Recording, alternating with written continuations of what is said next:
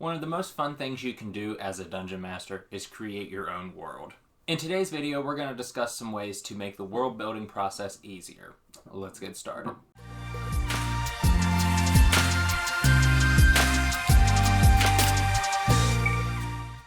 What's going on? Baron here with Mackenzie from the Blue Dragon Guild. Creating your own world is something I think every dungeon master aspires for, but if you're not sure how to begin, it can be a little daunting. When starting off building your own world, you can start off with making maps, maybe doing a whole picture layout. I like to start a lot smaller, maybe start the first village, maybe set up who's going to be the main character there, where your party's going to start, because every place has a starting place, 90% time in a tavern. So, it'd be pretty enjoyable.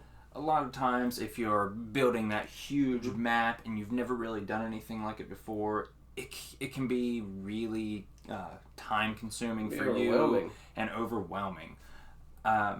Whenever I first created my world in 3.5, I started with a small town, and that's where everybody met, and it grew from there. Right. When I did our campaign for the Halloween, it started, all I knew was I need to start on this island. Mm-hmm. And I need to go from point A of this island to point B to the next one. So I had water. Yep. Really simple with that, because you're just, hey, it's open. Yep. I know the one place they're going. Doesn't matter if they're like, let's sell left, let's sell right, straight, backwards. It's all going to go to the same place because you haven't created that part yet. Yeah. And that's something that initially you started it as a one-shot campaign, but you've expressed lately like, hey, I kind of want to build upon this world again. Right.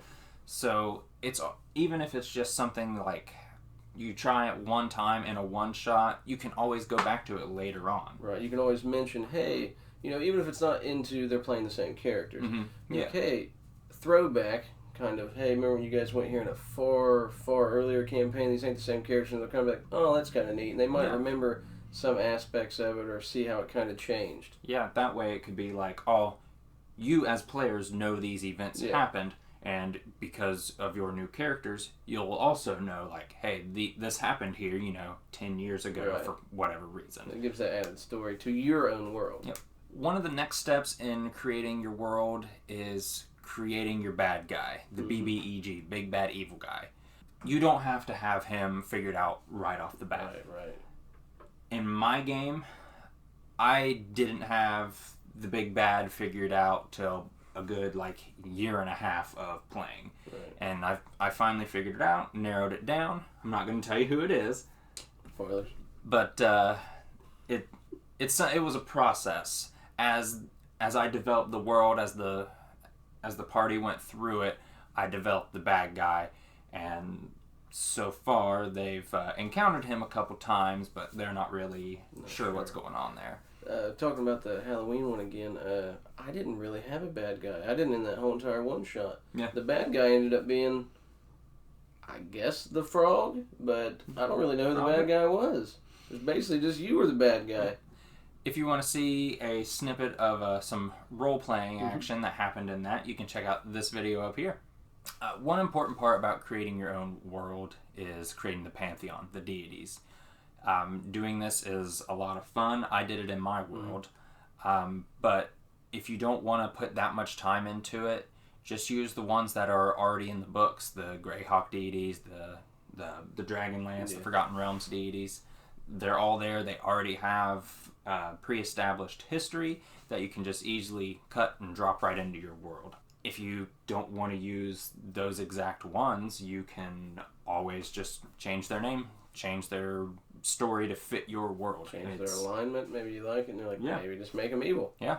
I mean, there's, the best part about D&D is there's free reign for you to do pretty much anything. If you don't want to start a world completely from scratch, maybe you're not comfortable, maybe you don't want to draw maps, maybe you need, that push to be like, well, what can I use this off of? I've seen in the Yawning Portal, our friend Dave, who does it, and he'll change those slightly. So he's using what's already constructed, kind of morphing it into a way that he wants to, so it's not 100% in, because it gets hard for me week in and week out to play. I'll write ahead, and I'll be like, all right, I got 10 pages written down. Somehow that's going in 2 or 3 hours sometimes. So it's like, well, if I got a book and I can build and play off that and come in and out, it makes it way more easier. Oh, yeah. Yeah, what Dave does whenever we're doing Yawning Portal, it's set in Forgotten Realms because we started out initially playing the Dragon Heist campaign. Yep. Dave has taken all the adventures in the Yawning Portal, and he's implemented them, and he's created his own story, which that's one thing that the creators of D&D tell you to do with their books. He's like, hey, if you want to change this, do it. It's your game. Yep. So that's always something that you want to do. In the Dungeons Master's Guide, very early, Chapter 1, you can discover ways to create and make your own world. So this is a huge resource to help you a lot. That book will go straight through. Pretty sure it talks about, how do you want to be more of a landmass, more of a desert, more grassland. Tells you what you might find there to help you, what creatures may be there, what enemies may be there. Maybe you can get a little bit of storyline to go through with it. Maybe even something as these weapons you might find more, like, you're fighting a wood in an area, like a rainforest, you're probably going to find more people using sticks, tools, stuff like that, than if you're like, I'm going to fight in the city, and maybe it's a little more, technology developed. So the book will be a tremendous way to help you start to set up your own world. Yep. In that first chapter, if you want to take the easy route, they have tables that you can just roll on. Yep. And just randomly create whatever you want there. And that way you can just jot down your notes, say, all right, this city does this, they have this, so on and so forth. The random tables are a huge time saver if you're in a time crunch. Yeah, I remember in the Ravnica book, the Magic the Gathering D&D book that they had, it has, all the different guilds. Every guild has a different style that they use. So you're like, hey, if you just want to start in this place, if this is what you're looking for, if you're looking for here, maybe you want to be in the middle city, because we had the Orzhov and we had the Izzet, and it was all different. I was like, wow, and this fit pretty close to the card game itself of being in there. So I was like, okay, and there's even more books, I guess, if you want how to be city set up. Eberron, you can get a more set up to be a technology where you can get war forges and flying ships and all these different things. So there's a lot of fun stuff in that book, especially like you said, if you're wanting to be more technology, tech heavy. Eberron's a great book to get. The other book to take a look at for world building, Xanathar's Guide to Everything. A lot of the tools in it, not so much for world building, but as for the Dungeon Master during the running of the game, the downtime activity. Yeah. Downtime activity is something you're not really going to think along the lines of, I need this to do my world building. Right. But the downtime activity is the time when your players are going to do a lot of stuff to influence the world. Yeah. We have our tavern in the Yawning Portal campaign that we're doing, the one that we talk about a lot. And it's like, okay, we want to upgrade the tavern there. Yep. Or, hey, I want to go investigate at the library, or I want to go find these magic items. If you're not finding them in dungeons themselves on people that you've beat in battle or on a reward for doing something, you got to have time to go buy these. It isn't constant battle, talk, go, back, next mission. There is a mix in there because you think, you don't work every single day. You don't battle every single day. You got to have time to do that, eat, and find people in the city. I, as a player, really enjoy the downtime activities just because there's things that I want to do in the game that normally you wouldn't think about doing. Right. A lot of these things include, doing like what you said, going to the library, doing research. Now, you don't really think about this, like I said, a lot of times with world building, but you're out there, you're fishing around for information. Maybe you search down the wrong hole and now you've encountered an enemy. Someone who's going to be like your rival, to follow you through like on your quests, to be there to cause problems for you later down the road. All of that can be used as a tool when you're being the dungeon master. You can use that to just further your world, make it come to life for your party. I was going to say too, there's even times when DMing and people will be like, well, I want to go here. You didn't have that. And you're like, I can fit that in there. Yeah. It's not a big deal. Like, okay, I didn't think of that and it'll work. That happens a lot of times when I'm Dungeon Master 2 where it's like, okay, you can hear the players talk. They're all going to talk at the table. Yeah. And they may say, well, it'd be crazy if this guy was doing this. And you're just like, okay, we'll make a note of that. Maybe I do that. Oh, yeah. Maybe not. Maybe you throw them off. You can play off of how everybody at the table is acting, and that can change your world itself. Yeah. Yeah. One fun thing to do, give them 2 options. Mm-hmm. Option 1, option 2. Really, they're both option 1. Right.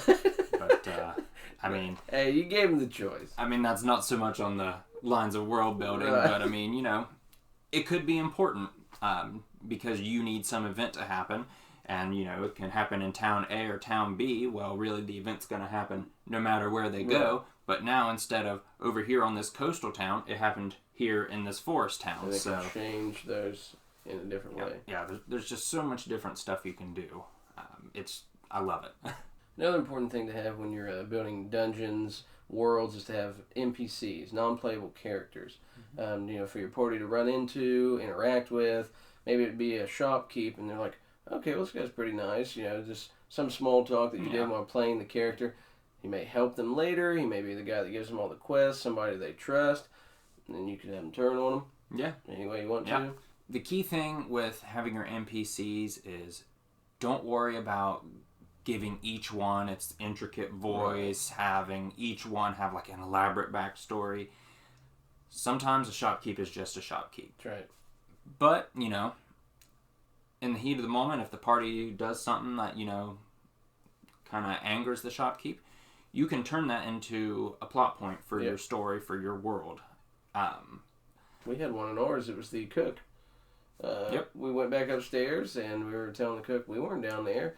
And then he caught us lying, was going to tell on us. We thought, man, we'll attack him. Turns out he was way better than we thought. Yeah. And now we got a newfound respect for that cook. Now you guys won't mess with Rolf. No. If you want to check out some RP from that session, the exact one that Mackenzie's talking about, you can check the video right up here. Back to what I was saying, you don't need to have every NPC be extremely elaborate. I would say when you're starting out building your world, have two characters be elaborate and extremely influential on your story. One is the bad guy. The other is the helper guy, like you had mentioned. Helping out the party, doing various things to, you know, steer them in the right direction.